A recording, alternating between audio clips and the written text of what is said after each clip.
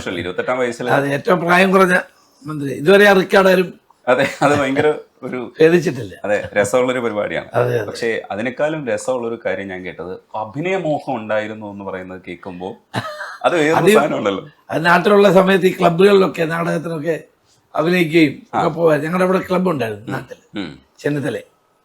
അപ്പം ആ ക്ലബ്ബിൽ കലാപ്രശ്നി, വായനശാല, ഗ്രന്ഥശാല, club, victory arts and sports club. അപ്പോൾ അവിടെ എല്ലാ തവണ ഞങ്ങൾ നാടകം അഭിനയിക്കുമായിരുന്നു. ഞങ്ങളങ്ങനെ ഓരോരുത്തർ നാടകം, പെൺവേഷം കെട്ടുക, ആൺവേഷം കെട്ടുക. അപ്പം അങ്ങനെ ചുമ്മാ അത് ഞാനേ നമ്മളൊരു ഇതയച്ചു, അഭിനയിക്കാൻ താല്പര്യമുണ്ടെന്നൊക്കെ പറഞ്ഞിട്ട്. അതുകൊണ്ട് അത് അവസാനിച്ചു.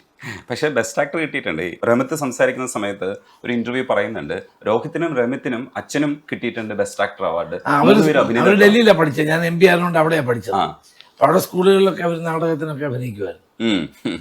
അപ്പൊ 3 പേര് അഭിനേതാക്കളാണ്. ഡാൻസ് ചെയ്യുമായിരുന്നു? ഇല്ല. മരുമക്കളിൽ ഒരാള് ഡാൻസ് ചെയ്യും, രണ്ടുപേരും ചെയ്യും. ഈ കുടുംബമായിട്ട് ഭയങ്കര രസമായിട്ട് പോകുമ്പോഴും സത്യത്തിൽ ടൈം എന്ന് പറയുന്ന സാധനം കിട്ടില്ല. അപ്പൊ കലഹം ഉണ്ടാവും, എന്തായാലും ഒരു ചെറിയ വഴക്കുകളൊക്കെ ഉണ്ടാവും. അത് എങ്ങനെയാ ചിരിച്ചുകൊണ്ട് മാനേജ് ചെയ്യുന്നത്? അല്ലാതെ സ്വാഭാവികമായിട്ടും നമ്മുടെ ഉത്തരവാദിത്വം വളരെ വലുതായതുകൊണ്ട് പലപ്പോഴും അവർ ഉദ്ദേശിക്കുന്ന രീതിയിൽ നമുക്ക് സമയം കൊടുക്കാൻ കഴിയുന്നില്ല. എന്നാലും നമുക്ക് കൊടുക്കാൻ പറ്റുന്ന ചില സന്ദർഭങ്ങളൊക്കെ നമ്മൾ കൊടുക്കാറുണ്ട്. ഈ കിട്ടുന്നില്ല എന്ന് പറയുന്നത് കൊണ്ടാണോ ശരിക്കും കുഴപ്പമില്ല എന്ന് വിചാരിക്കണേ? സമയം കിട്ടുന്നില്ല എന്ന് മനസ്സിലാക്കുന്നുണ്ടല്ലോ എന്നുള്ളൊരു നമ്മുടെ കൺസേൺ. വഴക്കൂടാറില്ല, ഞാൻ എന്നോട് ഒന്നും ചെയ്യാറില്ല. അപ്പൊ എങ്ങനെയാ മാനേജ് ചെയ്യുന്നത് അപ്പൊ വഴക്കൂടുമ്പോ? ഇപ്പൊ പിന്നെ കൊച്ചുമോനുള്ളതുകൊണ്ട് അതിന്റെ കൂടെ ഇപ്പൊ പിന്നെ ഒന്നും പറയാറില്ല. അതല്ല, ഇപ്പൊ പിന്നെ കുറെ കൂടെ മനസ്സിലാക്കലുകളിലേക്ക് എത്തുമല്ലോ. പക്ഷെ ഏർലി സ്റ്റേജസിൽ അങ്ങനെ ആയിരിക്കില്ലല്ലോ. കല്യാണം കഴിക്കുന്നതിന് മുമ്പ് ഞാൻ പറഞ്ഞിരുന്നു, എന്നെ അധിക സമയം കിട്ടത്തില്ല, ഞാൻ തിരക്കുള്ള ആളാണെന്നൊക്കെ ഞാൻ പറഞ്ഞിരുന്നു. അതുകൊണ്ട് രാത്രിയാണല്ലോ പെണ്ണ് കാണാൻ വന്നതൊക്കെ. രാത്രി 9:30 കഴിഞ്ഞായിരുന്നു.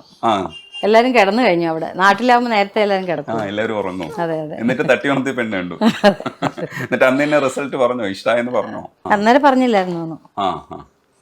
എപ്പോഴത്തേക്കാ പിന്നെ തീരുമാനം എടുത്ത്? അന്ന് രാത്രിക്ക് ശേഷം? പിന്നെ അത് കഴിഞ്ഞ് കാർത്തികേയനൊക്കെ പോയി കണ്ടിരുന്നു.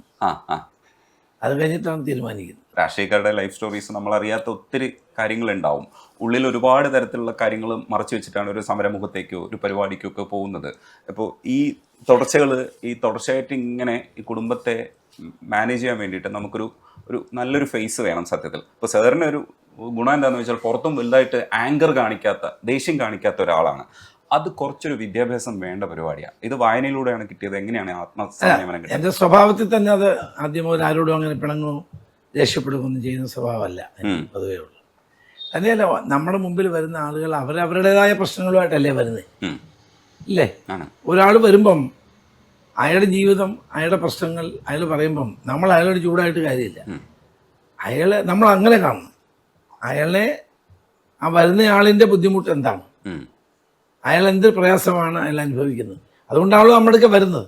അപ്പം നമുക്ക് ചെയ്യാവുന്നത് ചെയ്തു കൊടുക്കുക. അതുകൊണ്ട് അയാളോട് നമ്മൾ ചൂടായിട്ട് എന്ത് കാര്യം?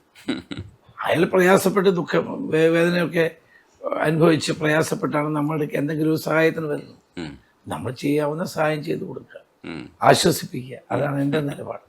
ഈ പൊതുവിൽ തന്നെ ചീഫ് മിനിസ്റ്ററെ കുറിച്ചുള്ളൊരു പരാതി എന്ന് പറയുന്നത്, ടെലിവിഷനിലൊക്കെ വരുമ്പോൾ ഒരു ആങ്കർ കാണിക്കുന്ന ഒരു മനുഷ്യൻ ഇല്ലെങ്കിൽ അത്തരത്തിൽ ഒരു ആളായിട്ട് പലപ്പോഴും ആൾക്കാരുടെ ഇടയിൽ ഒരു ധാരണയുണ്ട്. അപ്പോഴൊക്കെ നമ്മൾ വിചാരിക്കും കുറച്ചൊന്ന് ചിരിച്ചത് ഡീൽ ചെയ്ത് കഴിഞ്ഞാൽ ഇനി പ്രശ്നം പരിഹരിക്കാമല്ലോ എന്ന് വിചാരിക്കും. പക്ഷേ ഈ ചിരിച്ച് ഡീൽ ചെയ്യാന്ന് പറയുന്നത് എപ്പോഴും നടക്കാത്തതാണ്. പക്ഷെ ദേഷ്യമൊക്കെ വരുമല്ലോ, പല കാര്യങ്ങളിലും അങ്ങനെ പ്രതികരിക്കേണ്ട ചില കാര്യങ്ങളൊക്കെ വരും. അപ്പം എന്താണ് ആത്മനിയന്ത്രണം? അല്ല, ഞാൻ കഴിയാവുന്നത്ര ആരോടും അങ്ങനെ ദേഷ്യപ്പെടാറില്ല. ഞാൻ ഈ പറഞ്ഞ കാര്യമാണ് എൻ്റെ മനസ്സിൽ എപ്പോഴും ഉള്ളത്. നമ്മുടെ ഒരാൾ വരുമ്പോൾ അയാളുടേതായ പ്രയാസങ്ങൾ ഉണ്ടായിരിക്കുമല്ലോ വരുന്നത്. നമ്മളെ കണ്ടാൽ എന്തെങ്കിലും ഒരു ആശ്വാസം കിട്ടുമെന്ന് വിചാരിച്ചല്ലേ വരുന്നത്. ചിലപ്പോൾ നമ്മളെ കൊണ്ട് ചെയ്യാൻ കഴിയുമെന്ന് വരില്ല. എന്നാലും അയാൾക്കൊരു ആശ്വാസം കൊടുക്കാനും എനിക്ക് നോ പറയാൻ വലിയ വിഷമമുള്ള ഒരാളാണ് ഞാൻ. ആരോടും അങ്ങനെ അതെൻ്റെ ഒരു തെറ്റാകാം ഒരു പക്ഷേ. എന്നാലും പരമാവധി നമ്മളെ കൊണ്ട് സഹായിക്കുന്ന ഒരു സ്വഭാവം എനിക്കുണ്ട്. ഈ വീട്ടിലെ എല്ലാ സമയത്തും ഇങ്ങനെ തന്നെയാണോ? ഭയങ്കര പ്ലസന്റ് ആണോ? ദേഷ്യം വരും. അപ്പൊ പിന്നെ നമ്മള് അത് മാനേജ് ചെയ്യോ? അതേ സ്വയം മാനേജ് ചെയ്യോ? ഞങ്ങള് പിന്നെ അധികം ശല്യപ്പെടുത്താറില്ല. മക്കളാണേലും അവർക്ക് പിന്നെ ഒരു പരാതി സ്കൂളിൽ പഠിച്ചുകൊണ്ടിരുന്നപ്പം സ്കൂളിൽ അച്ഛൻ ചെല്ലാറില്ല എന്നുള്ളത് മാത്രമാണ്. അപ്പൊ അമ്മ അമ്മയായിരുന്നു പോകുന്നുണ്ടല്ലോ അതുകൊണ്ടല്ലേ. PTA അത് ഇപ്പോഴും അവര് പറയും, അച്ഛൻ ഇതുവരെ വന്നിട്ടില്ല. അതിന്റെ പരാതി ഇപ്പോഴും തീർന്നിട്ടില്ല. അതെ അതെ. ഈ മക്കളെ രാഷ്ട്രീയത്തിലേക്ക് പോണ്ട എന്നുള്ളത് എനിക്ക് തോന്നുന്നു ഉള്ളിൽ അങ്ങനെ ഉണ്ടായിരുന്നു എന്ന് തോന്നുന്നു. അവര് പ്രൊഫഷണൽസ് അങ്ങനെയൊന്നുമില്ല. അവർ അവരുടേതായ നിലയിൽ പഠിച്ചു വളർന്ന് അവർ മുന്നോട്ട് പോവാണ്. രാഷ്ട്രീയത്തിൽ ഇപ്പം നമ്മൾ ആരെയും നിർബന്ധിച്ചു കൊണ്ടുവരേണ്ടതല്ല. അല്ല, അവർക്ക് സ്വയം തോന്നി വരികയാണെങ്കിൽ ഓക്കെ, അല്ലാണ്ട് നമ്മൾ നിർബന്ധിച്ച് അവരെ. അപ്പോൾ അവർ ഒരാൾ ഡോക്ടറാണ്, അയാളിപ്പോൾ MD കഴിഞ്ഞ് പ്രാക്ടീസ് ചെയ്യാണ്, അസിസ്റ്റന്റ് പ്രൊഫസറാണ്, മൂകാംബിക മെഡിക്കൽ കോളേജ്. അയാളെ ബുക്കാണ് പബ്ലിഷ് ചെയ്തിട്ടുള്ളത്. അതെ, പുള്ളി എഴുതുന്ന ഒരാളാണ്. ഇംഗ്ലീഷ് എഴുതുന്നേ ഉള്ളൂ, മലയാളം എഴുതാൻ അറിയില്ല, സംസാരിക്കും. ഡൽഹി പഠിച്ചോട്ട് അങ്ങനെ ഒരു പ്രശ്നമുണ്ട്. ഞങ്ങൾ മലയാളം പഠിപ്പിക്കാനൊത്ത് ശ്രമിച്ചിട്ടെങ്കിലും അത് നടന്നില്ല. പിന്നെ ശ്രേഷ്ഠ ബുക്സ് എന്ന് പറയുന്ന ഒരു പബ്ലിഷിംഗ് കമ്പനിയുണ്ട്, അത് പുള്ളിയാണ് നടത്തുന്നത്. ഇല്ല, ലാഭമൊന്നുമില്ല, കയ്യിൽ നിന്ന് കാശ് പോകുന്നേ ഉള്ളൂ. ഇളയ ആളാണെങ്കിൽ പുള്ളി സിവിൽ സർവീസ് എഴുതി IRS deputy commission income tax ആയിട്ട് മംഗലാപുരത്ത് ജോലി ചെയ്യാം. അപ്പം അവര് അവരുടേതായ വഴികളിലൂടെ പോവാണ്. നമ്മളിപ്പോൾ അവരെ നിർബന്ധിച്ച് ഇങ്ങോട്ട് കൊണ്ടുവരേണ്ട കാര്യമൊന്നുമില്ല. അല്ല, പക്ഷെ അങ്ങനെ ഒരു ഉദ്ദേശം സാറിന് ഉണ്ടായിരുന്നു എന്നാണ് പറഞ്ഞു കേൾക്കുമ്പോൾ എനിക്ക് മനസ്സിലാവുന്നത്. കാരണം രാഷ്ട്രീയത്തിലേക്ക് വരണമെങ്കിൽ എൻ്റെ പിന്തുണയൊന്നും ഇല്ലാതെ നിങ്ങൾ സ്വയം വരണമെങ്കിൽ വന്നോളൂ. അങ്ങനെ ഒരു പിന്തുണ അത് അവർ ചെയ്യേണ്ട കാര്യം, നമ്മളെ നിർബന്ധിക്കേണ്ട കാര്യമല്ല. നമ്മളാരെയും അങ്ങനെ നിർബന്ധിച്ചു കൊണ്ടുവരേണ്ട കാര്യമല്ലല്ലോ. പ്രത്യേകിച്ച് നമ്മുടെ മക്കളാകുമ്പം നമ്മളങ്ങനെ നിർബന്ധിക്കാൻ പാടില്ല. അവർ വരണമെങ്കിൽ അവർ വന്നോട്ടെ. പക്ഷെ അവർ വരികയാണെങ്കിൽ അവർക്ക് ഇത്തരം പ്രശ്നങ്ങളൊക്കെ നേരിടേണ്ടി വരും. പക്ഷെ ഇപ്പൊ അവർ സ്വസ്ഥമായിട്ട് അവരുടെ ജോലി ചെയ്ത് ജീവിക്കുകയാണ്. അല്ല, ഒരുപക്ഷെ അതൊരു കോൺഷ്യസ്നെസ് ആയിരുന്നോ? ഇപ്പോൾ ഈ മക്കൾ വാഴ്ച തുടരുന്നു എന്ന് പറയുന്ന പരാതികൾ കേൾക്കുമ്പോൾ നമ്മൾ അങ്ങനെ ആവണ്ടെന്ന് വിചാരിച്ച് സാർ കോൺഷ്യസ് ആയിട്ട് എടുത്തൊരു തീരുമാനമാണോ? അല്ലല്ല, അങ്ങനെയൊന്നുമല്ല. അവരുടെ തീരുമാനമാണ്.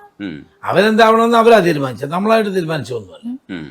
അവരെ പഠിപ്പിച്ചു, അന്നേരം അവരവരുടെ വഴികളിലൂടെ സഞ്ചരിക്കുന്നു. അതേപോലെ തന്നെ മകൻ രമിത്ത് ഇടയ്ക്ക് പറഞ്ഞു അത്രേ, ഒരിക്കൽ തിരിച്ചു വരുമ്പോൾ അച്ഛൻ ഇടയ്ക്കൊക്കെ ആണല്ലോ വരുന്നത്, അപ്പൊ വന്നപ്പോ ഓർമ്മയുണ്ടോ ഈ മുഖം എന്ന് ചോദിച്ചു. ഒരുപാട് നാൾ കൂടിയിട്ട് അന്ന് വന്നേ. ഇവിടെ ഇലക്ഷൻ എന്തോ ആയിരുന്നു തോന്നുന്നു. ഈ തമാശയ്ക്ക് അപ്പുറത്തേക്ക് അത് ഫീൽ ചെയ്തോ? ഫീൽ ചെയ്തില്ല അല്ലേ? ഇല്ല, അതങ്ങനെ തന്നെ എടുത്തു. അത് ഈ ചില സന്ദർഭങ്ങളിലൊക്കെ നമ്മൾക്ക് അങ്ങനെ തോന്നില്ലേ, ഈ കുടുംബത്തോടൊപ്പം കുറച്ചുകൂടെ ടൈം കഴിയില്ല, പക്ഷെ അങ്ങനെ വിചാരിക്കും. അല്ല, തീർച്ചയായിട്ടും അത് അവരുടെ അവകാശമാണ്.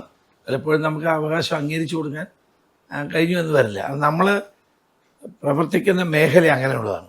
24/7 ആണ്. ഇപ്പൊ രാത്രി വന്ന ഒരാൾ എന്നെ മുട്ടി വിളിച്ചാലും ഞാൻ എഴുന്നേക്കാൻ ബാധ്യസ്ഥനാണ്.